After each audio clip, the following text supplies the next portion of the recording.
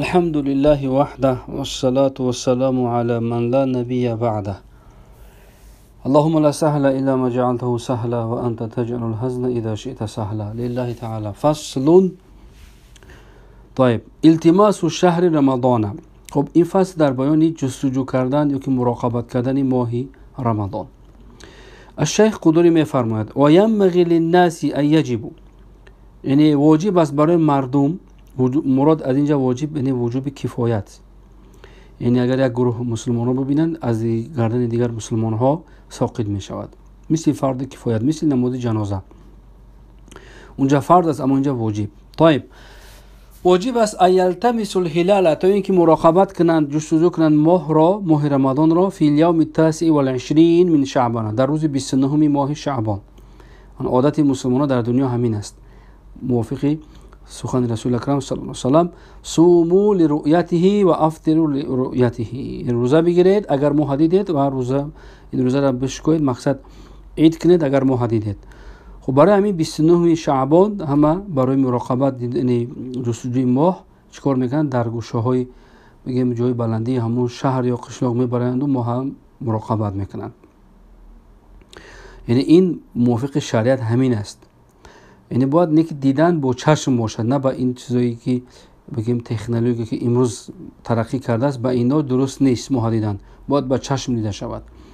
و کذا هلال شعبان لاجل اکمال العده، و همچنین دیدن ماه شعبان، یعنی دیدن ماه شعبان به خاطر پر کردن شعبان، یعنی اینکه در پیش از ماه شعبان رجب است آخر، یعنی ماه رجب در هم 29مش خب مراقبت میشود، ماه شعبان دیده میشود، چون که شعبان هم باید پر ما چی کنیم باقی برسونیم، یا که شعبان میشود 29 یا که میشود 30.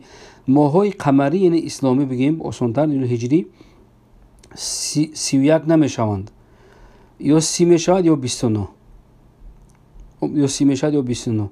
و ماه هجری دو بار 30 روی هم نمیغلطد، این نمیشود که دو ماه پای در پای 30 روز شود، این خیلی نمیشود. برای همین یا 29 یا 30. طيب با علت با سببی که ماه شعبان ما باید طغری حساب کنیم پر شد یا 29 یا 30 شود، با همین علت ماه شعبان مراقبت میکنیم در آخر ماه رجب، یعنی در 29 رجب. طيب فإن رأوه صاموا، اگر میگم ماه دیدن مسلمانان روزه میگیرن. و این غم علیهم، اما اگر هوا ابرناک شد ماه دیدن نشد چیکار میکنند؟ اکملوا عدة شعبان 30 یوما ثم صاموا. این خیلی که باشد وقتی که در روز 29 ماه هوا که ابر بود تاریک بود دیده نشد، ماه ندیدند، بعد شعبان چیکار میکنند؟ 30 روز پر را میکنند و بعد رمضان روزه میگیرند. برای چی؟ لأن الاصل بقاء الشهر، چون که اصل در همین چیز یعنی اولیم شهر باقی است، یعنی ماه شعبان اول پر نشید است، برای که ماه ندیدن، به همین سببی که اصل که باقی ماندن ماه است، برای همین چیکار میکنند؟ شعبان پر میکنند، بعد در رمضان شروع میکنند. فلا ينتقل عنه الا بدلیل، برای منتقل نمیشد، یعنی که ماه پر شدنش منتقل نمیشد، این ماه پر شد در ماه دیگر بگذاریم مگر به دلیل. دلیل مراد اینجا چی؟ با دیدن ماه. ولم یوجد، دیده نشد، یعنی که همون دلیل یعنی ماه رمضان ندیدن. برای همین دلیل که نیست نمیتونیم ما از شعبان یعنی 29 شعبان 29 پر کنیم و ماه ندیده و رمضان در روز یعنی بگیم فردا شروع کنیم، این درست نمیشود. دلیل دیدن ماه است. اگر ماه رمضان دیدیم شعبان 29 میشود و بعد رمضان اول شروع میشود، وگر نه شعبان باید که پر 30 روز شود. برای همین فلا ينتقل عنه، یعنی منتقل یعنی گذشته نمیشود از همون ماهی که ولی باقی ماندگی مثلا شعبان، مگر به دلیل. باید دلیل داشته باشیم که شعبان ما بگیم که تمام کردیم. دلیل ما چی است؟ دیدن ماه رمضان.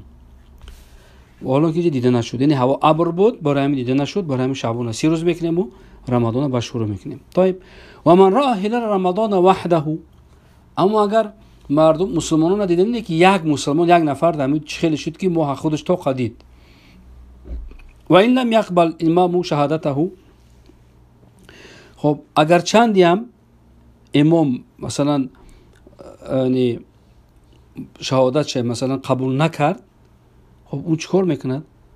او روزه میگیرد. صامه، اون روزه میگیرد. یک نفر میشد که ما هم ببینن دیگران نمیبینن، خب هم خودش با خودش روزه نمیگیره. اگر چند امام شهادت در واقعیت یک نفر امام شهادتش قبول نمیکنه، خب برای دنیا همه شده همه را با شهادت یک نفر بگن که روزه بگی. خب لانه متعبد بما علمه، چون که میگه متعبد است با اون چیزی که اون یعنی همون شخصیت همون شخص میدوند، یعنی علم دارد و دانسته بگیم وای کرد. یعنی که همچون عبادت کرد ما حدید برای همون روزش باید بگیرد. و این افطر فعليه القضاء دون الكفاره، اگر مبادا افطار کرد یعنی نه روزه را نگرفت و روزش خورد، خب موافق شریعت باید که روزه را بگیرد، نگرفت روزش خورد قضا است، همین روزه قضا میوند، نه کفارت نیست. برای چی کفاره نیست؟ لشبهه رد، چون که شبهه است که همین را دیدنش باید یعنی شهادتش رد میکنن در اصل.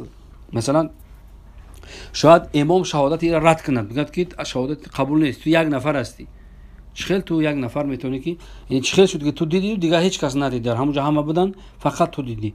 برای همین چون که شبهه رد که هست، برای همین این نفر کفارت نمیتید و فقط قضا میرد همین روزه. و اذا كان بالسماء علت، اگر میگد آسمان علتی داشت، یعنی سبب داشت، من غیم مثلا مثل ابر او غبار یا که چنگ و غبار و نحوی مانند این چیزها، خب یا که در زمستان اگر اومد هوا مثلا برف بارد ماه دیگه دیده نمیشود. خب در این حالت میگد قبل الامام شهادت الواحد العدلی، امام میتواند که قبول کنه شهادت یک مسلمانی که او عادل باشد. انا گویا شروع میکند یعنی صفت عادل. عادل مسلمان عادل چگونه است؟ و هو الذي غلبت حسناته سیئاته. ایوه، میگه مسلمان عادل مسلمانی که نیکی‌هاش غالبیت پیدا کنند بر بدی‌هاش، یعنی نیکیش بیشتر باشد چون بدیش. مثلا در ظاهر مسلمان ها همین قضا میکنن، آخر قضاوت ما همین است. وقتی ما انسان رو میبینیم بسیار انسان خوب است، بعضی وقت یکم کارهای خطا میکند، این معلوم است که نیکی‌هاش بیشتر است، یعنی حسناتش بیشتر است با سیئاتش بر همون بدی‌هاش. یکم حالت میشه که یکم گناه میکند، اشکال ندارد. در هر یعنی ما از گناه محفوظ نیستیم، یعنی ما معصوم نیستیم، ما گناه جایز است که گناه کنیم. به همین علت گفتن که عادل مسلمان عدل کسی است که نیکی‌هاش بیشتر باشد بر بدی‌هاش. والمستوری فی الصحیح، و در قول دیگر اومده است که مستور است، یعنی و هو الذی غلبت حسناته و سیئاته والمستوری، و همچنین مستور است. مستور یعنی که ظاهرا عادل است لیکن باطنش مخفی است، یعنی باطن رو الله علم خدا خودش میدونه، نه که ظاهرا واقعا انسان خوب است، واقعا انسان خوب است. فی الصحیح در قول صحیح، کما فی التجنیس، چیزی که در کتاب تجنیس هم همین مسئله عدل اومده است. و البزازی هم در فتوای بزازی هم اومده بوده است. قال الکمال و به اخذ شمس الائمه الحلوانی، و به همین یعنی صفتی عادل مسلمان عادل یعنی گرفته از همین دلیل را شمس الائمه حلوانی، که عادل مسلمان عادل کسی که نیکی‌هاش بیشتر باشند با بدی‌هاش و مستور حال باشد، یعنی در ظاهر عادل است لیکن در باطن مخفی است، یعنی الله اعلم میدوند باطنی او را. لیکن متاسفانه امروز زمان ما یعنی منقلب شده است، یعنی بگیم چپانه شده است، سوداش بگیم چپانه شده است. ایشونا رو میبینی ریش دارد ماشاءالله سلا و کلا و ریش سنتی هم میپوشد، سفید هم میپوشد، لیکن مردم فریبی میکند، خیانت میکند، ظاهرش هم میگه که بعضی انسان رو میبینی ریش هم ندارد، چی نیست، عادی است، خب لیکن تقواش از بعضی همون ریش دارا و بعضی همون بگیم یعنی در ظاهر مثل مثلا شیخ مولا هستند از همون بهتر است، در حقیقت همین زمان ما هم خیلی شده است. خب خداوند همه ما و شما را اصلاح کند و توفیق عمل نصیب کند. طيب، خب فی رؤیت الهلال رجلا کان او امرأة حرا کان او عبدا. خب متن میگه که قبل الامام شهادت الواحد العدلی فی رؤیت الهلالی، یعنی خب امام شهادت یک گفتیم یک مرد عادل قبول میکند در دیدن ماه رمضان. خب این مرد میگه فرق نداره رجلا کان، خب این مرد همین نفر مرد باشد او امرأتن یا که زن باشد، لیکن به شرطی که حرن کنه او عبدن، به شرطی که همون مرد یا زن آزاد باشند، یا که همین مسلمان غلام است او عبدن یا که غلام است. برای چی شهادت این قبول است؟ لانه امر دینی فاشبه روایت الاخبار، چون که یک دیدن ماه خودش یک امر دینی است، پس مانندی میگد روایت اخبار است، مانند روایت احادیث رسول اکرم صلی الله علیه و سلم. چون که در حدیث های رسول اکرم قبول میکنن خبر، یعنی همون حدیثی یک انسان عادل و اونجا مثلا روایت ضبط و روایت، خلاص اونجا سخن زیاد است در مسئله اصطلاح حدیث. یک امر دینی که است، برای همین مثلی که حدیث روایت میکند، برای همون قبول میکنه، از یک نفرم قبول میکنه به شرطی که مسلمان باشد، عادل باشد. ولهذا لا یختص بلفظ الشهاده، به همین خاطر یعنی مخصوص نیست به لفظ شهادت که بگید که اشهد انی رأیت هلال، این شرط نیست. و تشترط العداله، لیکن در دیدن ماه ما گفتیم که عدالت شرط است، اگر زن باشد یا که غلام یا که همون مسلمان عادل. برای چی شهادت عدالت شرط است؟ لان قول الفاسق فی الدیانات غیر مقبول، چون که قول فاسق در مسئله دیانات، یعنی مسائل دینی، این مقبول نیست، قبول نیست.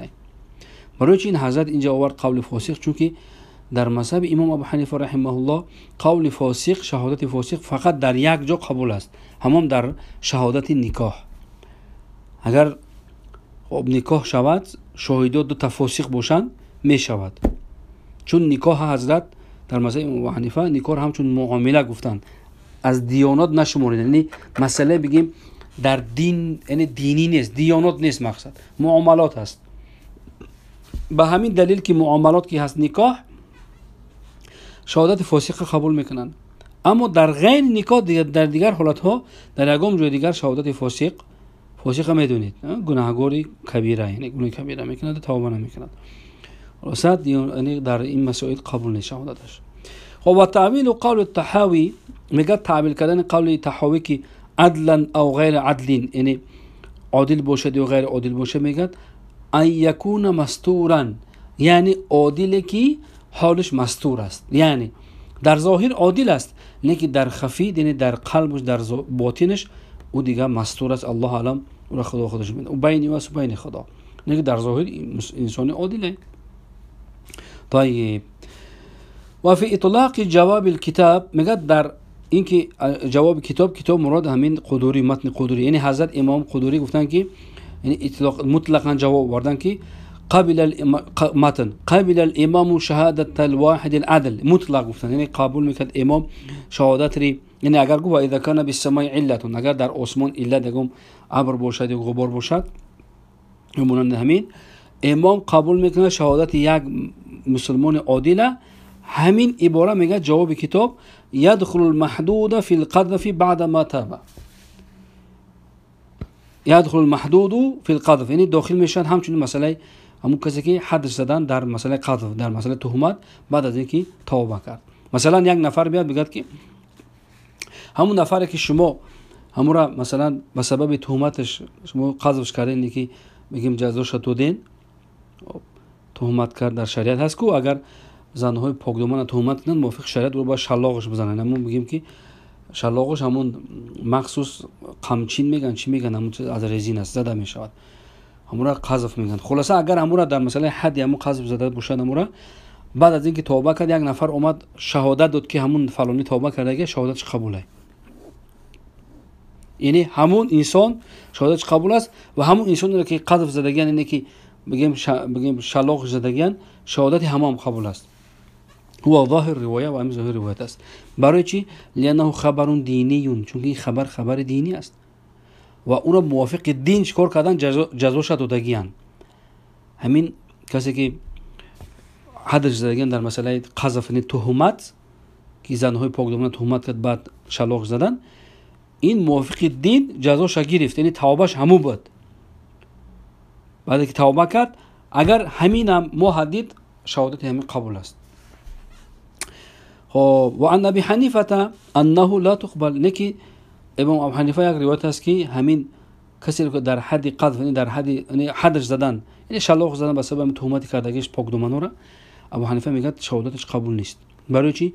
لانه شهادة من وجه، چون که میگه شهادت همون مقذوف، اینم کسی که تهمت کردگی شهادت یعنی شلاق زدن، شهادت این میگه یک شهادت است از یک وجهی، یعنی مقصد یک نوع شهادت است، یعنی شهادت کامل نیست. امام ابو حنیفه میگه چون که این انسان اگر انسان میگه کامل میبود، مثلا تهمت نمیکرد پاکدامنه و این زنهای پاکدامنه، برای همین میگه یک نوع شهادت است، یعنی کامل نیست شهادتش، به همین علت امام ابو حنیفه قبول نکردن.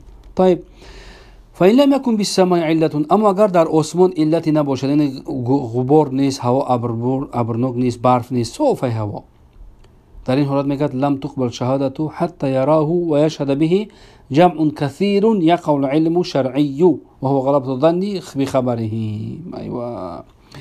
اما اگر آسمان صاف باشد میگه خب اینجا قبول کرده میشه شهادتی، لم تقبل شهادت، یعنی قبول کرده نمیشود شهادت تو این که دیده شود همون ماه را و شهادتی بدن با دیدن همون ماه یک جمع کثیر، یک جماعت بسیار، که همون جماعتی که میگه واقع میشود علم شرعی. علم شرعی مراد این جماعت کی است؟ و هو غلبة الظن. علم شرعی یعنی غالبیت ظن، یعنی در غالب ما میگیم که همین جماعت مسلمانان، همین 20-30 نفر هیچ وقت دروغ نمیگن مسلمانان. و هو بابا میخواد که جمع کثیر یقع العلم بخبرهم، یعنی متن یک جمعیت بسیاری که علم شرعی که همون میشه غلبه ظن و خبر دادن همونا چی میشه؟ ثابت میشه. مثلا یک 30 مسلمان بیاد بگه که ما دیدیم، معلوم است که همه قبولش میکنن. برای همین اگر هوا صاف باشد باید جمع کثیر دیده شود. الان برای جمع کثیر اینجا بحث میشود. خب برای چی میگه هوا صاف بودن باید یک جماعت قبول کرده شد؟ مثلا 10 نفر 15 نفر مسلمان میاد بعد قبول میکنیم، یا که 3 نفر یا 3 نفر از زیاد، یا که همون امام، یا که همون در عادت میگن که همون 6-7 نفر جماعت حساب میکنن، هر جا عادت خودش داره. و میگن لان المطلع متحد في ذلك المحل، چون که میگه مطلع یعنی طلوع همون ماه خب یک است، متحد است در همون محل. یعنی اگر ما در یک شهر زندگی کنیم هم مسلمانان، معلوم است که ماه از یک جا میبره داخل در همین شهر. و الموانع منتفیه، و چیزی که موانع یعنی منع کننده دیدن ماه باشد اینجا منتفی است، اینه که وجود ندارد، مثلا منفی است، اینه که نیست چیزی که مانع شود. یعنی نمیشود که همین در همین شهر بعضی مسلمانان هوا صاف باشد، اگر بعدش ببینن بعدش نبینن، این خیلی نمیشود، یا همش میبینن یا همش نمیبینن. برای همین مطلع یعنی طلوع کردن، ظاهر شدن ماه متحد است، یعنی مطلع همون جای ظهور ماه یک هست برای همون اهل همون شهر، همون مکان در محل، و هیچ مانعی هم برای اینا وجود ندارد. و الابصار سلیمه، چشم‌ها هم ماشاءالله سالم هستند، یعنی خوب همش میبینند. و الهمم فی طلب الهلال مستقیمه، و همت و اون بگیم شجاعتشان برای ماه مراقبت کردن دیدن مستقیم است، یعنی پای برجا هستند، همش با یک نیت خاص، بگیم یک نیت مستقیم برآمدن در کوچه یا که در بگیم بالای شهر هم بالای هم قشلاق تا که ماه بینن. برای همین جمع کثیر برای ماه اگر آسمان صاف باشد جمع کثیر شهادتش کامل است. خب و فالتفرد بالرؤية من بين الجمع الغفير مع ذلك ظاهر في غلط الرأي. برای میگه تفرد یک نفر، یعنی تفرد مراد از همون جماعت یک نفر جدا شود، اگر ماه ببیند یا نبیند از بین همون جمع الغفیر مع ذلك، یعنی با همراهی همین صفاتی که ما گفتیم که مطلع یعنی طلوع همون ماه یک است و محل یک است و خب یکم مانع اینجا وجود نداره، چشم ها سالم هستند و همت ها مستقیم هستند، با وجود همین میگه خب برای همین تفرد بر دیدن ماه از بین جمع مغفیر ظاهر فی غلط رأی، این میگم این ظاهر است، این بیانش آشکار است که همین یک نفر چی است دیدنش غلط است، یعنی که خطا است.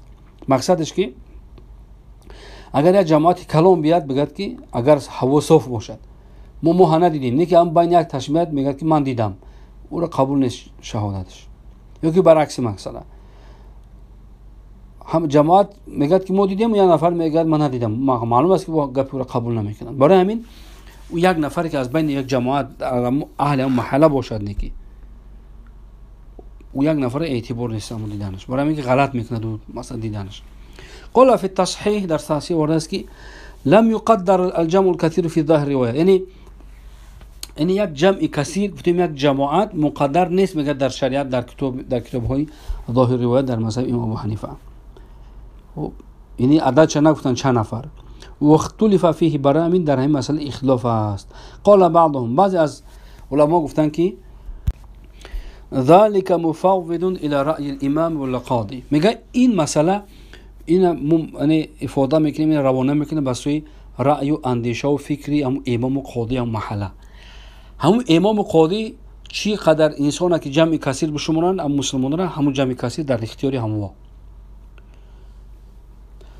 خب این مقصد عدد معلوم نیست. خب و فی زاد الفقهاء الاستجابی، در زاد الفقهاء در استجابی اومده است که الصحیح قول صحیح است که ان یکون من نواح شتى، یعنی جمع کثیر این باید که از چند ناحیه باشند. نواح شتى، ناحیه های شتى مختلف.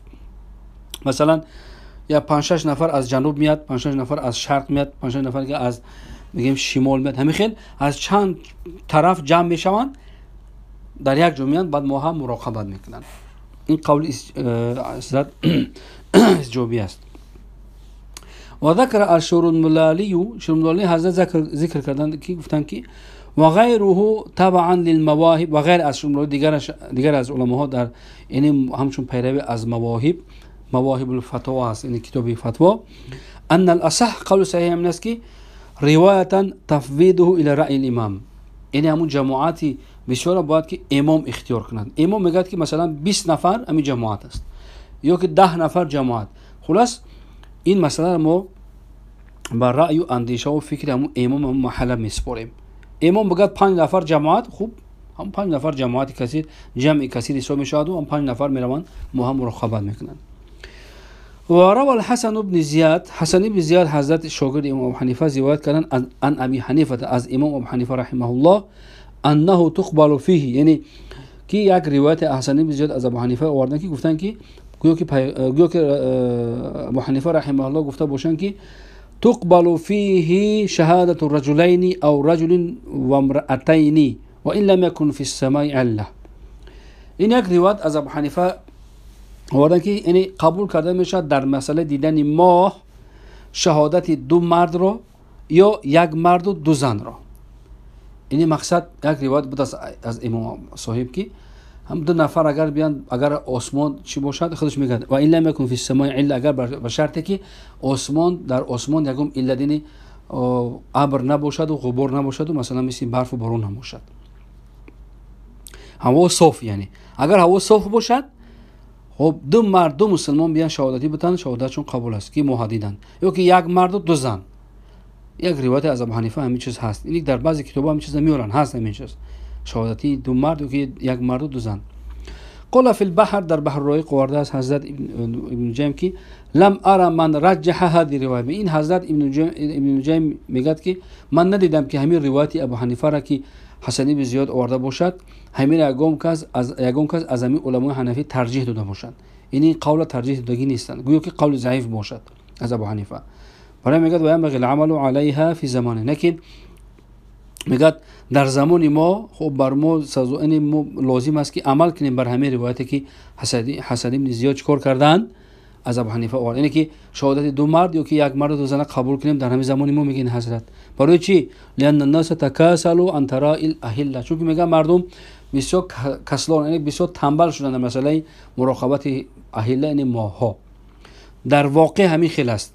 هیچ کس این در فکر این چیز نیست، فقط منتظر همون رادیو و تلویزیون رو بگیم اینترنت و هم اخبار همین چی هستن که کجا چی خیلی مینویسد، کدام عالم چی مینویسد با قولم گوش میکنن. هیچ که دیگه نمیرد ما هم مراقبت کنند. این کمی در کم شده که هست، نمیگیم نیست، هست، لیکن کمی در کم. برای همین مردم که تنبل شدن، برای این حضرت میگه که ابن جیم که خب همین قول میشد عمل کنیم امروز. یعنی 2 مرد اومد، 2 مسلمان اومد شهادتی داد، شهادتش قبول است، یا که 1 مرد و 2 زن. فکان التفرد غیر ظاهر فی الغلط، پس میگه تفرد این 1 نفر خودش جدا بیاد شهادتی بده، این میگه این دیگه ظاهر نیست در غلط کرد، گویا که دیگه این غلط نمیکنه، این که خطا نمیکند. مثلا یک نفر هم بیاد اگر عادل باشد، در همین روز شب روزی که ما زندگی میکنیم، در همین زمانی که ما زندگی میکنیم، مردم بسیار تنبل هستند، اصلا پروای مراقبت ماه‌ها که ندارند، ماه‌های هجری. برای همین یک نفر عادل هم بیاد میگه اگر شهادتی بدهد میشه قبول کرده شد. لیکن قول همون قول که یک جمع کثیر، خب یا که 2 نفر مسلمان میاد، یا که 1 نفر مرد زن میاد، یا که 10 نفر مسلمان میاد، میگن که یا 5 نفر ما دیدیم. اگر امام قبول کرد خلاص، اگر مسلمان باشند عادل باشند، با فساق نباشند، همش قبول است.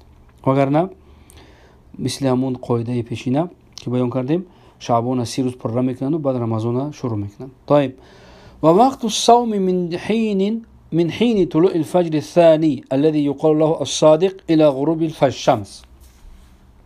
میگه وقت روزه از وقتی طلوع کردنی، خب فجر ثانی، فجر دوم مراد گروه فجر صادق میگن، یعنی از صبح صادق تا غروب آفتاب.